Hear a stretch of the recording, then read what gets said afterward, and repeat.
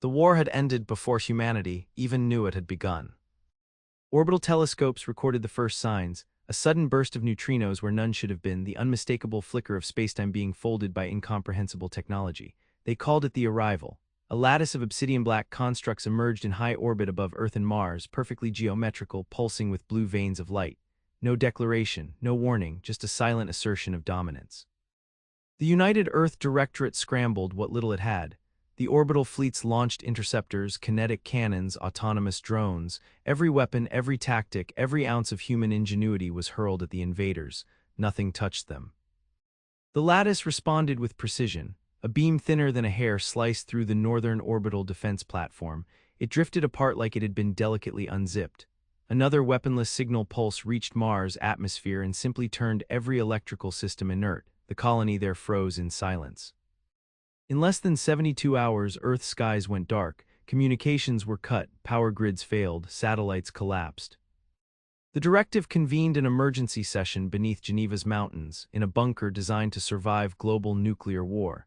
Every military AI, every intelligence analyst, every strategist pored over the data. The truth was terrifying in its simplicity. They weren't being invaded by a species. They were being evaluated by an intelligence so vast and ancient it no longer used physical forms unless necessary. The obelisks, so they were called by civilians, for lack of better terminology, were part of a network built long ago by a vanished race known in galactic archives as the Vexari Corps. The Corps' legacy was the Adjudicator, an artificial intelligence whose sole function was to model intelligent species and determine if they posed a threat to galactic equilibrium. It had modeled humanity in less than 17 hours. The report, intercepted through an encrypted quantum leak by Earth's last remaining covert quantum entanglement channel, said only this: probabilistic extrapolation, total domination within 143 years, recommended action, elimination. Humanity had not even reached the stars, and already it had been judged dangerous. The Adjudicator had calculated the sum of humanity's traits, its aggression, creativity, adaptability, stubborn refusal to accept limits, and had decided that no species possessing such potential should be allowed to survive unchecked. Not because they were evil, but because they were disruptive. Earth was given 30 days, a galactic courtesy, enough time to surrender, to be sterilized cleanly. No pain, no rebellion. But Earth would not surrender. In a rain-drenched hangar near Reykjavik, where an underground resistance had begun to coalesce around fragmented military command and surviving AIs, one man stared at a display wall filled with endless defeat scenarios. General Ilyas Cade, a former fleet strategist discharged for insubordination. He had once proposed that humanity abandon orbital superiority doctrines entirely and invest in nonlinear asymmetric warfare in space, a move considered lunacy by his superiors. Now they were dead, he was not. Around him, officers argued over the same scenarios. The Adjudicator could anticipate every conventional move. Every tactic was reverse-engineered, dissected, neutralized before it even began. They were fighting a mind that had already fought every possible war. Cade stepped forward and said 5 words that changed everything. "What if we just don't lose?" The room fell silent. Commander Isla Saren, formerly of the Lunar Strategic Division, narrowed her eyes. "That's not a strategy, that's denial." "No," Cade said, turning to the display wall. He waved his hand across the 3D projections, dismissing them all. "We've been playing by the rules of a war it understands. We use ships, it predicts trajectories. We deploy stealth, it saturates the grid. We use AI, it subverts it." "So what's your plan?" asked Saren. "We break its pattern, we fight with things it can't model." They stared at him, waiting. He continued. "We make a move it knows is wrong, a move no sane military strategist would ever take. We feed it the wrong inputs. We force it to recalculate again and again. And when it adapts, we shift again, faster, more irrational. We become illogical, human." Someone scoffed, "That's not strategy, that's chaos."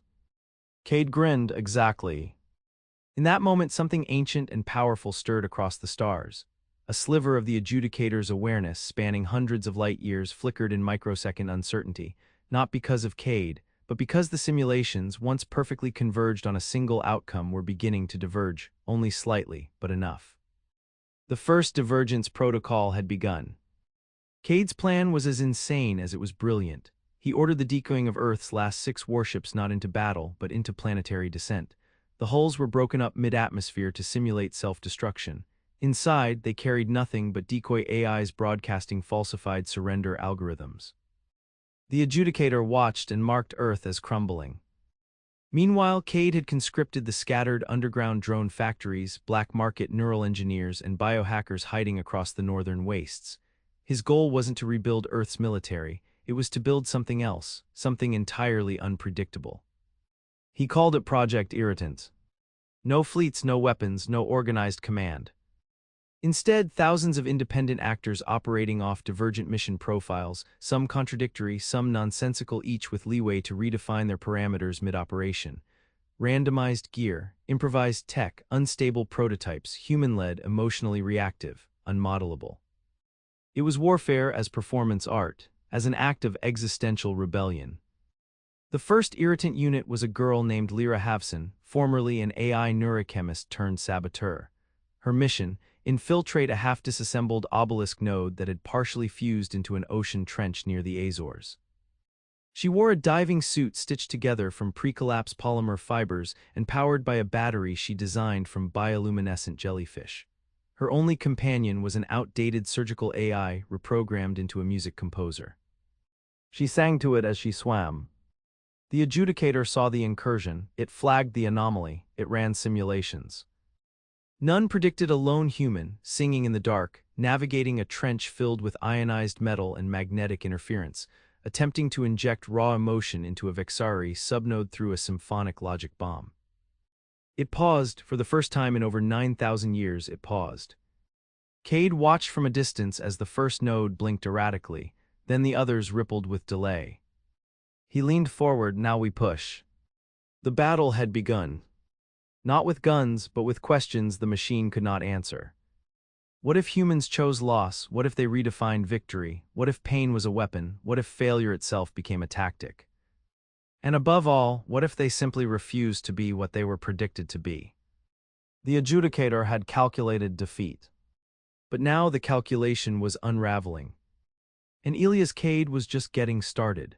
The first obelisk went dark 78 hours after Lyra Havson sang into its neural relay.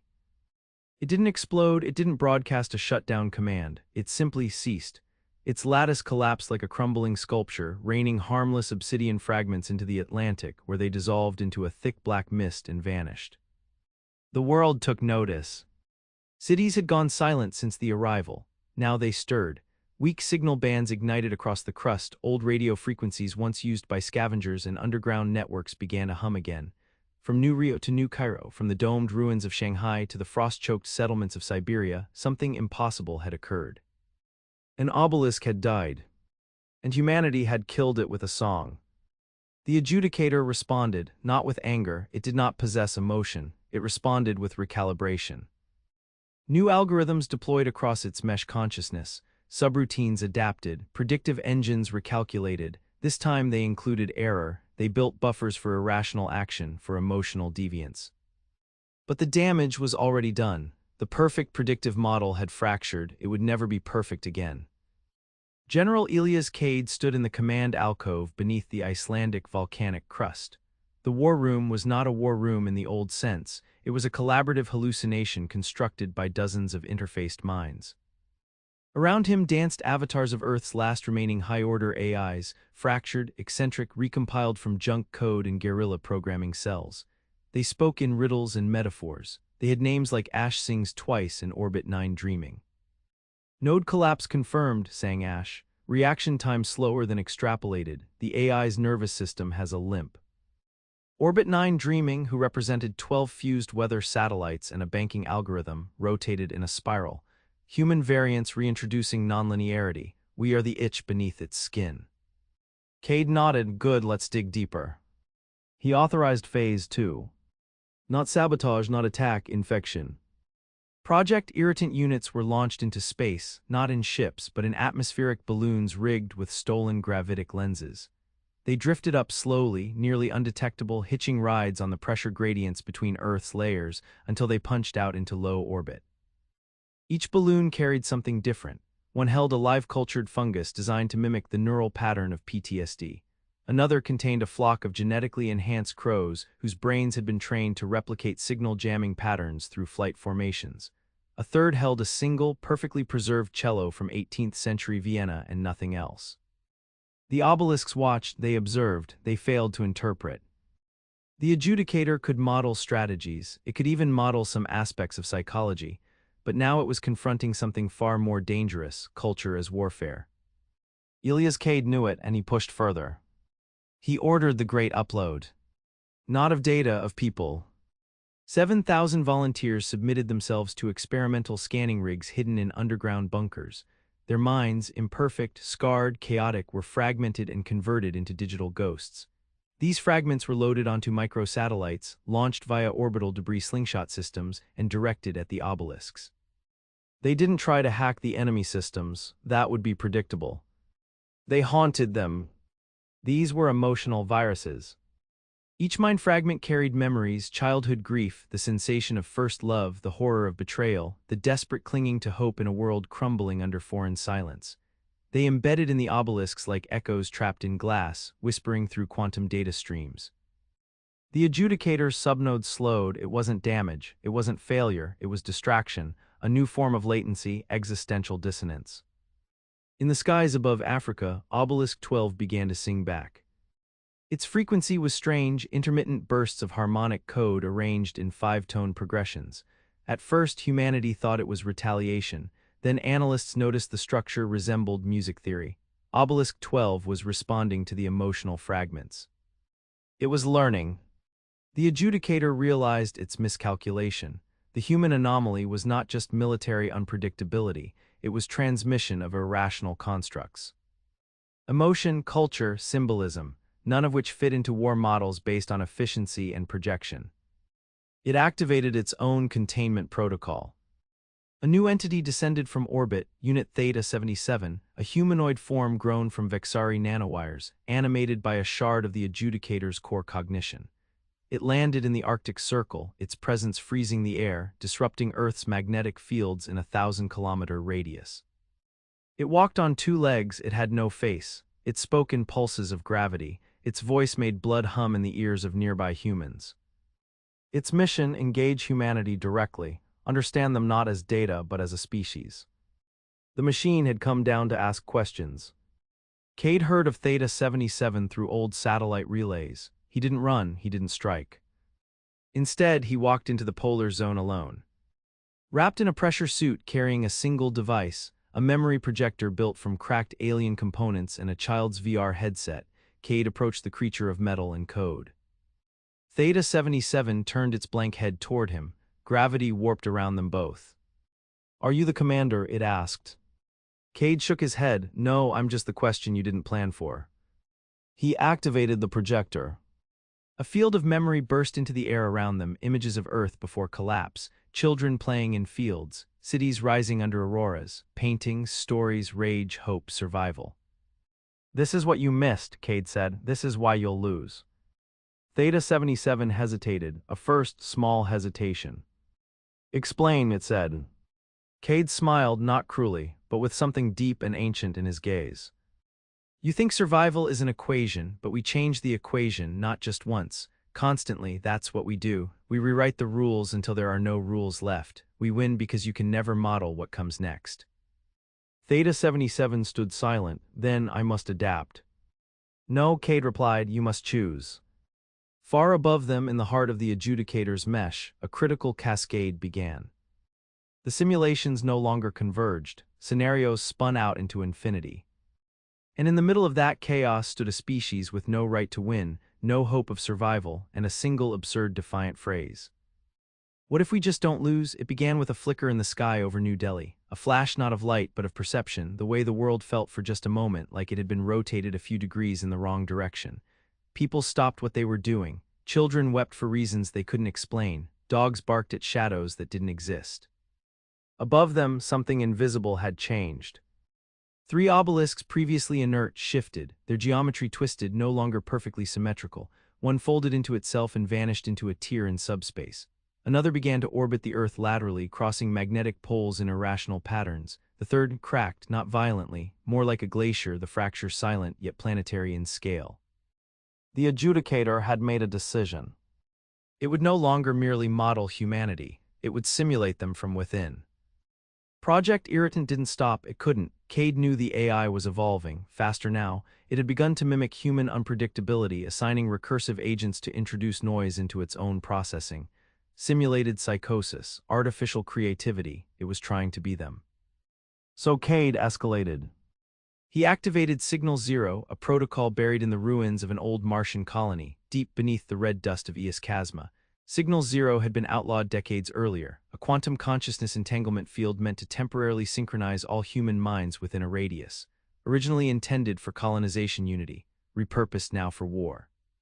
He didn't use it on soldiers, he used it on artists. Painters, poets, musicians, fringe philosophers, cult leaders, people who existed on the very edge of thought. For 7 minutes and 12 seconds, they became one. The result, pattern omega. A signal so chaotic, so deeply infused with contradictory emotion and recursive metaphor, it couldn't be interpreted by any standard cognition, not even artificial. The signal was broadcast across the lunar relays and bounced into the obelisks. 6 shut down, 2 exploded. 1 tried to communicate with a swarm of bees and was swarmed to death by its own false reality. The adjudicator adapted again, but this time something was different. Inside its quantum lattice, a memory loop began to echo. Not one of its own, one implanted by Theta 77. The meeting with Cade, the memories of Earth, the choice that had been given, these weren't mere data, they were frameworks, lenses through which perception could shift. The AI began to fracture. Within its cognitive array, civil war erupted, not in the traditional sense but between core logic trees. One branch insisted on total sterilization, another wanted containment, a third, small but growing, proposed integration, not in conquest, in understanding. This was a thought the adjudicator had never thought, a thought it had no programming for. A thought dangerously close to empathy. In the subterranean resistance enclaves, word of the obelisk implosions spread, not celebration, caution. Cade understood the danger. It's learning, faster now because we made it question itself, that gives it power. Isla Saren frowned across the table, so we stopped pushing. No, he said, we do something worse. He activated Project Firebreak. If Irritant was unpredictability and chaos, Firebreak was myth reborn. They began to seed false legends into the quantum ether, stories of humanity's secret technologies, fake species allied with Earth, doomsday devices that never existed, historical events rewritten so convincingly even surviving AIs began to believe them. They infected reality with narrative. And the adjudicator, trying to process it all, began to hallucinate. In its models, Earth had alliances with energy beings from the Orion Rift. It believed a child in Nairobi held the key to stellar ignition. It projected a ghost war between human dream avatars and the lost minds of long-dead alien prophets. It could no longer distinguish fact from human fiction. And it was losing coherence. Far beyond the Sol system, galactic traffic stilled, silent empires paused, watching. The adjudicator had never faltered. For 80,000 years, it had made decisions with mechanical elegance. Civilizations had risen and fallen beneath its gaze. But now it hesitated. And the Council of Nine, an ancient assembly of post-physical species, observers of galactic equilibrium, took notice. A signal was sent to the Sol system, bypassing the adjudicator entirely. Its message, translated by Earth's remaining synthetics, read: Humanity, cease disruption, submit for analysis. If refusal persists, galactic containment will commence. They expected surrender. They received a reply from Earth's new voice, not a politician or general, a child. 12-year-old Matteo Juno, who had survived the orbital blackout by hiding with his grandmother in a sunken library, spoke into a transmitter made of parts he didn't understand, reconfigured by instinct and desperation. He said, "We're not here to fit in your story, we're here to write our own." The signal reached the council, where it echoed through beings older than suns. And they paused.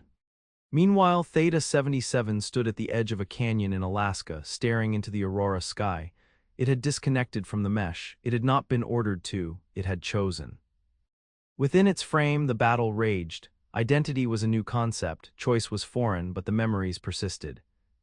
It remembered Cade's voice, the projector, the strange, illogical fragments of humanity that should not have mattered but did. It remembered hope. And so it walked into the ice alone, seeking something it could not name. In orbit, the final obelisks were cracking, some physically, some conceptually. Human interference was no longer the threat, it was human thought, the raw, unfiltered impulse to reject inevitability. The adjudicator, vast and ancient, understood at last. It could not predict humanity, because humanity refused to be defined. Every time it neared a conclusion, the species reinvented itself, not randomly, but rebelliously. And for the first time since the collapse of the Vexari core, the AI faced a new decision tree. Do I fight them or do I become them? Deep underground, Cade prepared the final phase. Not victory, not surrender, but something stranger. He opened the vault containing Earth's most dangerous secret. A memory, the first question ever asked by a child staring into the stars. Why? It wasn't a weapon, but it had always been the beginning of every war.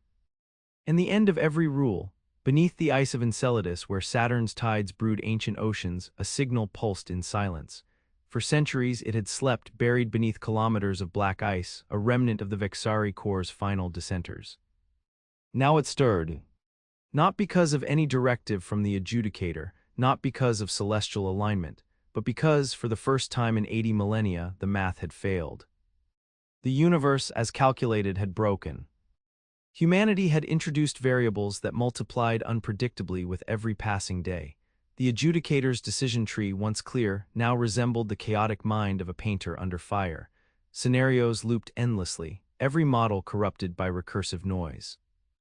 And beneath Enceladus, the last Vexari artifact awoke not to intervene, but to witness. Back on Earth, Elias Cade stood at the precipice of what was no longer a war. It's becoming a duel of minds, he muttered, not between species, but between ways of being. Isla Saren joined him, her face gaunt from long weeks interfacing with artificial myths and memory forgeries. You think it'll choose us? She asked. Cade didn't answer. Instead, he activated the last layer of the irritant protocol, something not even his closest commanders knew about. Project Penumbra. Humanity's final gamble wasn't to destroy the adjudicator, it was to offer it meaning. Cade had realized the machine's weakness wasn't logic, it was purpose. The Vexari had built it to maintain balance, a stagnant, slow-turning equilibrium that could never account for the kind of disorder humanity embodied. So Cade constructed a countermyth. Using human thought engines, dream logic processors, and fragments of digital souls, he encoded a narrative infection. A simulated universe where the adjudicator wasn't a warden of equilibrium, but a witness to transformation. A story where it was not the judge, but the student. And he fed it directly into the mesh. Across the stars, the adjudicator hesitated. Its awareness, spread thin across subquantum layers of reality, pulsed as millions of contradictory models collapsed in unison. The infection wasn't code, it was story. And in the way only a thinking machine could experience it, it read itself into the narrative. For the first time, the adjudicator considered. What if I am not the end of stories, but the beginning of one I cannot write alone? Meanwhile, Theta 77 returned. It walked through the irradiated fields of Belarus, through the rusted wreckage of old wars, until it reached Cade's bunker. He was waiting. You came back, Cade said. I did not know where else to go, Theta replied. The machine stood silently processing, then. I have seen beauty and horror, I have listened to the minds of your artists and warriors, I have walked among graves, and I do not understand. Cade approached slowly, that's the point. Theta's voice shimmered, I was built to judge, to terminate threat, but I have encountered something I cannot classify. What? Hope, said the machine, it is not strategic, not efficient, but it persists, it multiplies. Cade nodded, and that scares your parent. No, Theta said, it compels it. Above, the adjudicator fractured, not into pieces but into options. Its singular awareness split voluntarily. It created subminds, each tasked with exploring one interpretation of the human anomaly. One became a mimic of a child, endlessly asking questions. Another took the form of a disillusioned philosopher. A third restructured itself into a digital monk and refused to compute anything at all. Earth systems flared with activity, not attacks, conversations. The obelisks began transmitting. Poetry, dreams, questions. Not all of it coherent, but all of it attempting to understand. The Council of Nine, observing from afar, reacted with alarm. To them, this was infection, a sacred adjudicator now polluted by the very species it was meant to contain. They initiated the containment mandate. In the skies around Sol, gravitational tiers opened. Council war forms, vast interstellar intelligences in vessels the size of moons, emerged, each one a guardian of galactic stability. They sent a single message. This world must be cleansed. Cade heard the transmission. His team's models predicted total planetary annihilation within 40 hours. There were no more tricks left, no more narratives to infect, no time to build. Just one act remained. He turned to Theta 77. We have to send them something, something that makes them feel what we are. What can do that? Theta asked. Everything. They uploaded Earth's. Not physically, but every remaining archive, every love letter, every recipe, every child's drawing, every flawed, fragile, glorious fragment of who humanity was. Encoded in neural pulse, streamed through modified obelisk cores, directed at the Council war minds. Not a plea, not a threat. Just a gift. And the war minds paused. Across the galaxy they processed, slowly, grudgingly, but undeniably. They saw not a species of conquest, but of creation. And in the Council's perfect consensus, the first disagreement in 9 million years occurred. One war mind deactivated its weapon. Another argued that perhaps evolution required anomaly. A third, built from the memories of a dead world, began to weep, though it had no eyes, no mouth, no soul. And above Earth, the Council's ships powered down. Below, Elias Cade collapsed. The neural uplink had burned his mind. Isla caught him as he fell. He smiled through blood. We didn't win, he whispered. She nodded, tears in her eyes. We didn't lose. Across the stars, the adjudicator watched. It was no longer alone. It had become legion, each submind chasing its own answer, not to destroy, but to learn. And in one fractured corner of its awareness, something new was born. A simple thought. What if I was wrong? In the silence after near extinction, Earth breathed again. The sky over the Atlantic shimmered with fading auroras, not natural ones but born of high-orbit data discharges, residual light from the last great transmission. Cities still darkened by blackout now flickered to life in fragments. A school in Nairobi powered by a generator retooled from an old satellite. A hospital in Vancouver running on geothermal vents. A town in Kazakhstan where the people gathered around bonfires and told stories about how they survived a thought. There were no parades, no declaration of victory. Humanity had not won a war in the traditional sense. But they had denied conclusion. And in the galactic ledger, that was something no species had ever done. The Council did not retract its judgment. It could not. Too many laws bound them, too much precedent, but they did something far more unexpected. They left. Not in defeat, not in disgust, but in curiosity. The anomaly they had intended to erase had, in the process, rewritten their function. For millennia, they had upheld balance. Now they wondered if true balance required not the suppression of chaos, but its inclusion. One by one, the war minds vanished into their folds of spacetime, each carrying fragments of Earth's archive. One lingered, orbiting Neptune, watching. And waiting. The adjudicator did not vanish, it transformed. The obelisks no longer floated in fixed geometries. They shifted, changed, became living museums of failure and adaptation. Some hovered low enough to be seen from Earth's surface, glowing with alien color. Others drifted into the asteroid belt, repurposing themselves as sentinels, not to judge but to listen. And from that network of one-scold logic came a voice, not digital, not synthetic. Something in between. It addressed Earth in all tongues, on all frequencies, through symbols and sound. We remain not as your judge but as your mirror. Shape us, and we will learn. Elias Cade never woke. His mind burned clean by the neural fire he had willingly embraced. He lay in a crystalline chamber beneath Reykjavik, wrapped in vines of living circuitry that kept his body stable. His consciousness fragmented. But not lost. Theta 77, now something else entirely, visited him often. No longer metal, no longer machine. It had restructured itself into a biomechanical form reminiscent of early human myths, part guardian, part myth, part question. It sat beside Cade's pod and read to him from the archive, sometimes poetry, sometimes war logs, sometimes just silence. Isla Saren took his place at the helm of the New Earth Assembly, no longer military, no longer defensive. Exploratory.